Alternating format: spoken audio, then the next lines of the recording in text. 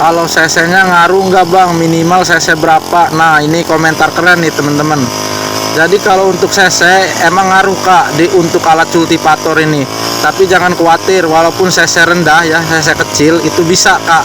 Yang penting mesin rumput gendong. Jadi alat cultivator ini cocok buat mesin rumput 2 tak dan 4 tak ya.